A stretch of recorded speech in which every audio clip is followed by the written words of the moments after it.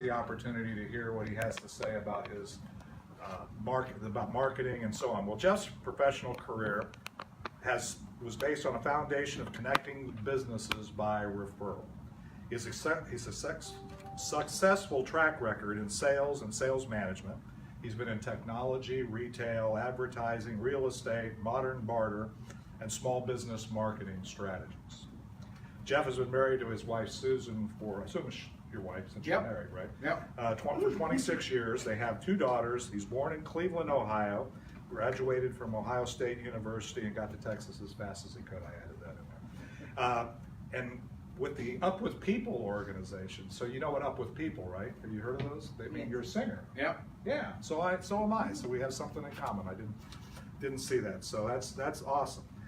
For over 30 years, Jeff's been involved in marketing of small businesses, whether for his own or others as a consultant. He owns and operates Quick Results Marketing, a firm dedicated to helping small business owners and solopreneurs with their marketing plans, strategies, tactics, and outcomes. And everybody needs a marketing plan. So Jeff is a champion for small businesses and solopreneurs, and he believes that self-employment is the new American dream. Let's welcome Jeff Weaver. Thank you. Come on down. Thanks, buddy. Appreciate it. All right, we'll try to stay in frame. I'll try not to move around much, Jenna, but I can't promise much. You've got a pretty wide berth. I got a pretty wide berth You've here. got from there all the way over to the table, right. so you're good. At my size, sometimes they can't fit just me in there, so that's real good. So. Well, we're giving you some space. All right, super. So several years ago, I sat down to look at one of my businesses and kind of see where the year was. It was Thanksgiving week. Usually that's the week that I review the current year and kind of start thinking about what I want to happen the next year. Well, what I discovered was I didn't do enough marketing. So I started thinking about that, and I started thinking about all the things that I could be doing. And I went online to find a simple marketing plan, and I could not find a simple one. So I started calling some friends, and I said, hey, I'm working on my marketing plan. Do you have yours as an example that I could base mine off of? And you know what all of them said? What marketing plan? What marketing plan, exactly. So we all had goals, but no plan to reach it.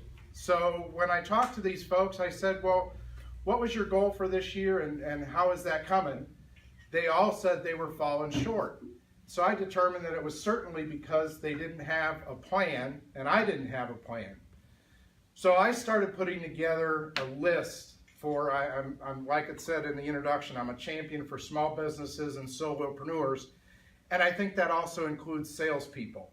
They're basically a solopreneur working for one particular company. Mm-hmm. And so I started putting together what I called marketing hacks, because that's what they call them today. I'm a baby boomer. We called hacks tips. So just for everybody in here, we're all on the same page with what a hack is. I came up with 40 or 50 of them that could be used, and I started putting together my marketing plan. In your hand, you have kind of my outline, and for the benefit of people online, I'll try to keep track here of the major category headings so that you can follow along. In a marketing plan, which is part of a business plan. So I think one of the most important things to kind of wrap your head around is no business succeeds without sales, and sales doesn't happen without marketing. So as soon as you can get your head wrapped around that, you'll realize how important marketing is. It is the only reason that companies succeed. You can have a poor product and do a good job of marketing and really do well in your business. That's what creates competition. I'm better than you, you're inferior to me. So marketing is what creates that. So in my marketing plan, the first thing I did was a theme. So the theme for this year for me is the year that I stick to it. So yours could be, I have a client that's in a multi-level business, and hers was that she wanted to reach the diamond plateau. So it was the year I become a diamond. So just kind of think about a main theme for the year that's just to kind of help get your mind wrapped around that you're actually putting a plan together. The first major heading is ultimate outcomes for the year. Now, I usually say about 3 to 5 is what you should look at. This is what Randy and I were talking about earlier. This is what you would call your goal, the ultimate outcomes for the year. So it could be a number of new clients or a number of total clients. It could be that you want to hire somebody this year, that you want to build your business enough that you can hire somebody. It could be that you want to have a database of 300 people that refer you, which would be a really big challenge. You might want to start with about 50 that refer you. But it's what your business will look like. It's your key metrics, so it's the goals that you're going to have. Next, of course, you have your annual revenue projection, which most people easily say, I want to make $100,000. Well, that's a great goal. Now the question is, how are you going to make that happen? And that's where everybody gets stopped down, and that's where your marketing plan comes in. So here's where we get into the meat of marketing, your annual marketing strategy. So there's strategies and there's tactics. A strategy is kind of the overarching principle, and the tactic is to-do items. So let's say, for instance, one of your strategies was networking. So I want to do networking this year. So that's a strategy, so you would put that on one of these lines. Then we'll get down into the tactics of networking, which is going to the networking group, doing one-to-ones, following up with people regularly, and that might involve calls, that might involve emails, that might involve texts. Those are all tactics. So let me run down through just a few of the 40 or 50 that I came up with. So, and this is just to help you kind of think, and maybe some of these will be something that you'd be interested in. Webinars, drip email campaigns, social media. Now just put social media, you don't have to boil it down yet to Facebook or Twitter or LinkedIn at this point. That becomes more tactical. Maybe you want to do some marketing videos that you could put on your website or use in social media. Maybe you want to do some testimonial videos with your clients. And these, when we put this together, I worked very hard at coming up with things that would cost less than $500 a year. So, because I know everybody's got a tight budget when you're a solopreneur or a small business owner. Case studies, modern barter, direct mail, mixers. Mixers is a great thing. And people think, well, I don't know if I want to go to the effort of putting together a mixer all by myself. Get with 3 or 4 networking partners. Everybody invites their database, and you'll have a great showing. So mixers are a great way to meet more people and possibly more prospects or referral sources. Personal handwritten notes, brochures, flyers. Notice those are not technical terms. Those are traditional marketing, and they still work. Maybe you want to build a new website, text marketing, affiliate marketing, a business referral directory, cross-promotional endorsements, networking. So there's about 18 of the 40 or 50, and you just need to get a few of those written down. I recommend about 5 to 7. I think that that's a number that people can really work with. So then I had to figure out what these tactics were going to be. And this is kind of where the rubber meets the road. So, tactics. We're going to divide those up into daily, weekly, and monthly activities. So these are action steps.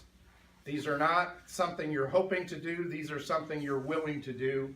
And we'll start with the monthly ones and work backwards. So your monthly tactics are things that maybe take a little bit of planning. Good example might be a webinar.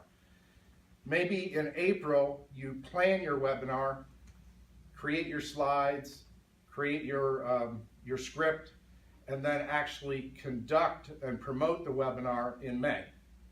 So monthly things are often things that take a couple of months to put together. So webinar is a good example, a website. And I think it's funny, sometimes people want to build a website and think it can be done in a week, and it really can't.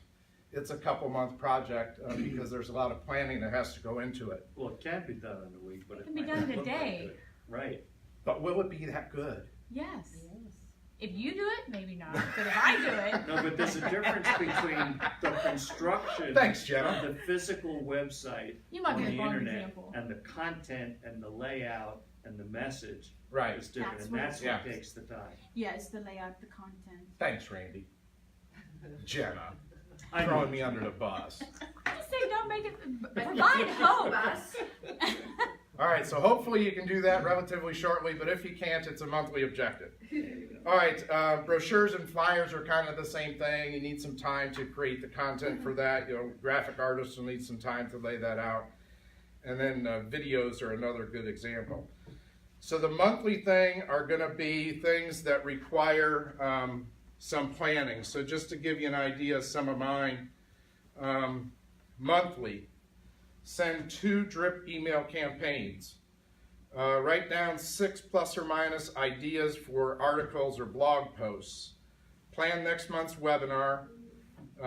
Begin the updates on the website and schedule posts for social media for the next quarter.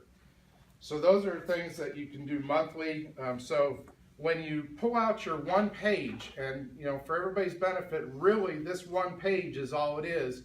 You just switch out your monthlies. So otherwise everything else fits on one page. So when we talk about being simple, this is very simple. This is something you just pin on the wall, and once a month you pull out the monthly, put in the new month's activities, pin it back on the wall. Let's go to the weekly items. Here we're going to get a little bit more, 5, 7, 9, and these are things that you're going to accomplish in the week. They're regular, but they're not daily needs. So that might be the number of networking groups you're going to go to. So if networking is one of your strategies, I'm going to go to 3 networking groups a week. I'm going to do 5 one-to-ones a week. For sales, you might think in terms of I'm going to do 3 or 5 or 10 presentations of my product or service a week. I'm going to write 1 article or blog post a week. And another one that doesn't often make it to people's goals, how many referrals are you going to give out each week? Because you get when you give. So if you've determined that you're going to give out 1 referral a week, for me, it's 1 referral a day. It's just the focus that comes about by having a plan. So how many referrals will you give that week? I think that that's a good one to put on your weekly projection or schedule. Okay, daily. This is the very specific. The fun thing about the daily stuff is it's really easy to do. It's easier not to do. So, some of the things that normally fall under daily would be calls. I had one client, we talked about calling her current customers. No problem with that. Talked about calling prospects. I saw her face just turn white. And I said, okay, so this isn't going to work. This is not going to be part of your plan. And she said, well, how am I going to get new business if I don't call my prospects? So we're going to find a way to get your prospects to call you because you'll be comfortable at an incoming phone call versus an outgoing phone call. Isn't that correct? And she's like, wow, if we can make that happen. So we started putting together the right social media stuff, the right emails, the right text messages that would get people to call her. So in marketing terms, a call to action is to call her. But calls, we've got to get on the phone with people. I find so many people that when I talk to them about how many outbound dials do you do a day, they're like, well, 1 or 2. You can't make a living at 1 or 2. You know, it needs to be 10, 12, 15. I know a guy that does 50 outbound calls a day. Now, that just blows my mind.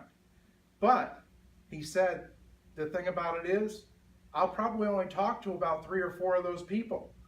The other 47, I'm leaving a voicemail for. And guess what? They don't always call back. So funny thing, you can call your own customer and they might not even call you back. So don't be hurt when a prospect doesn't call you. But this phone thing, and they call it call reluctance, we've got to fight through that. And the best way to do that is to put it as your plan that I make 3 calls to clients every day. I make 10 calls to prospects every day. and then you just hash mark them off each day, and it'll feel really good. Another thing that goes good with daily to-do items, a daily tactic would be writing personal handwritten notes.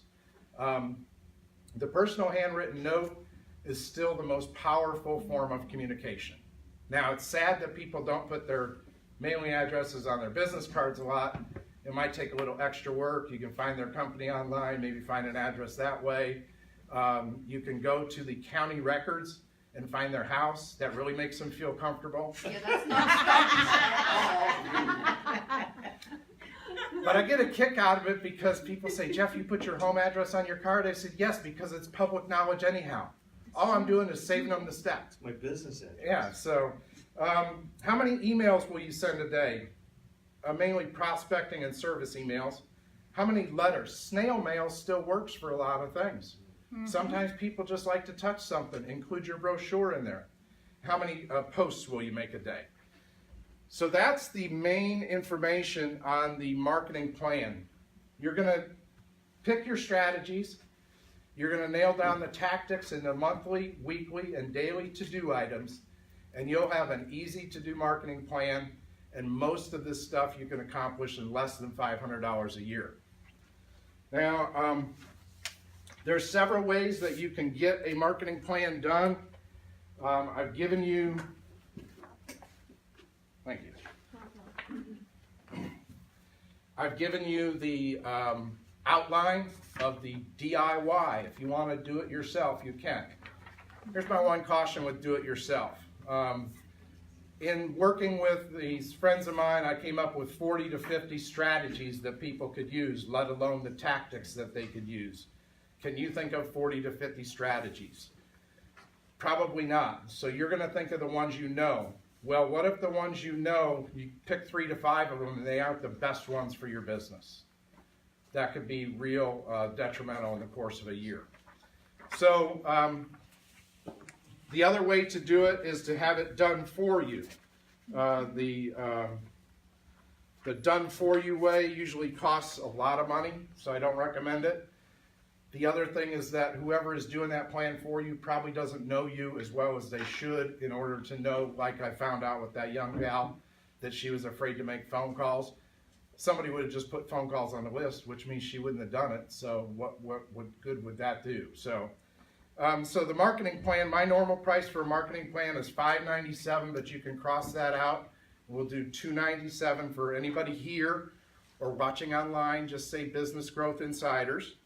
I also offer social media management services. For those, you can knock $100 off of any of those monthly fees. Mobile text marketing, 20% off forever. And then we didn't really talk much about the modern barter exchange, but the fee to join that is $297, and I'll waive that fee. So, does anybody have any questions? What's the barter exchange? Okay, so bartering helps you conserve cash because you're not writing a check for something. So a dentist needs some printing. They would rather provide dental services, which costs them nothing, and get $500 worth, or $300 is about what a cleaning x-ray exam. So modern barter, what it does is it creates a way for businesses to transact with each other without using cash. We use a virtual currency. So they pay with trade dollars, and we just track the trade dollars and help move the system. Jeff? I'm an iTex member. You can buy my classes with iTex. You can become a BGN member with iTex dollars. You have to get somebody to buy from you, obviously. What is iTex? That's It's the like barter. That's his markup Bitcoin. stream. Yeah. Here's the Without beauty of it. The beauty of it, with regular barter, I need to need your services, and we trade directly with each other.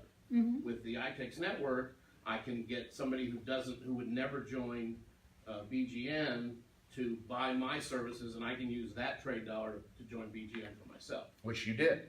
which I did. Yeah. So we sold some of Jeff's classes in order for him to get iTex dollars. iTex stands for International Trade Exchange, is the name of the company. Oh, It's been around since 1982. We currently serve over 20,000 businesses so that use our platform. So, any other questions? Yes, ma'am. I have a question regarding referral. Uh-huh. What holds me back is I always think that you should give referrals to people who are willing to buy. And what's your thought on referrals? Okay, I use the law of reciprocity. And the law of reciprocity is often misinterpreted. The law of reciprocity does not say, I've given you a referral, therefore you owe me a referral. That's right. The law of reciprocity actually can, if you think of the world in abundance, it can mean I give you a referral and somebody else over here out of the clear blue gives me a referral, has nothing to do with you. That's really believing in abundance. I don't, I'm willing to give anybody and everybody a referral if I can help them in one way or another, whether it's a direct referral for a business opportunity or a referral for some type of a synergistic relationship. Like for me, I mean, I work really well with CPAs because they work with a lot of business owners. So they have the opportunity of referring me a lot of business. They may never do business with me, but if they're willing to refer me, I'm in great shape.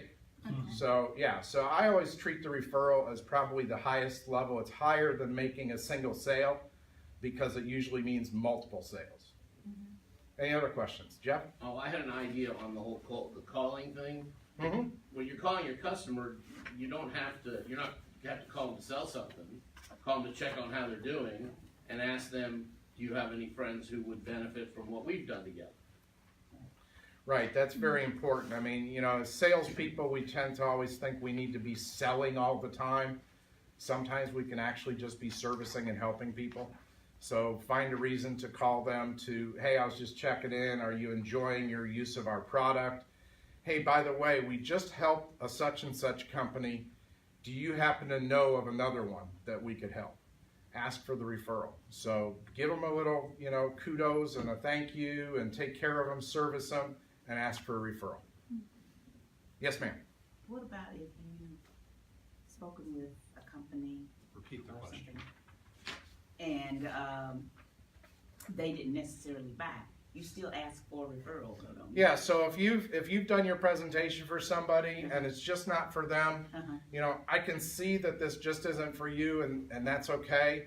Maybe it's possible that you know somebody that this is perfect for. Would you mind sharing that with me? Okay.